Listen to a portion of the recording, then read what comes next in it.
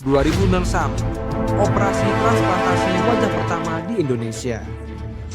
Tahun 2006, dunia kedokteran Indonesia mencetak sejarah besar yang bakal bikin dokter-dokter zaman dulu melongo kalau tahu. Ini bukan sekadar operasi amandel atau cangkok ginjal, ini transplantasi wajah pertama di Indonesia. Iya, wajah. Sesuatu tuh yang biasanya cuma bisa diganti kalau lo main game RPG atau buka filter Instagram. Tapi ini beneran, di dunia nyata.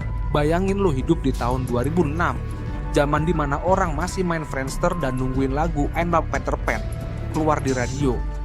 Tiba-tiba ada berita, dokter Indonesia berhasil melakukan transplantasi wajah. Kalau lo baca berita ini sambil makan gorengan, kemungkinan besar lo bakal keselek tempe mendoan. Karena ini bukan cuma sekadar operasi, ini revolusi medis dalam pada gila yang jadi kenyataan. Gue yakin awal mula ide ini pasti bikin orang-orang di rumah sakit kaget.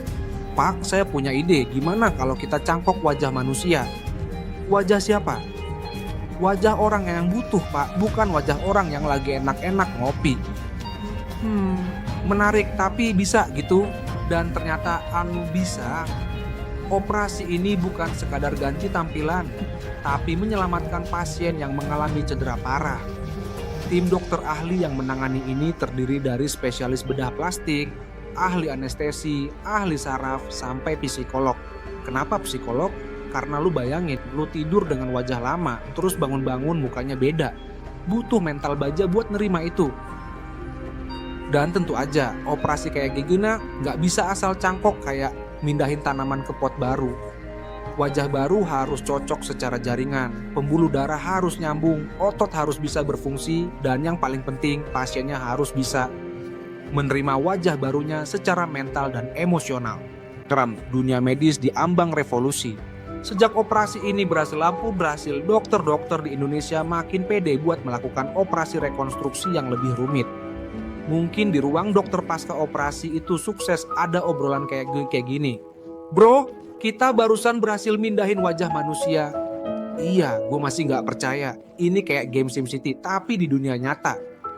Gimana kalau next project kita transplantasi rambut buat yang botak? Bro, itu udah ada namanya tanam rambut. Oh iya ya. Tapi serius, keberhasilan ini bikin dunia kedokteran Indonesia naik level. Ini bukti kalau dokter-dokter kita bukan kaleng-kaleng.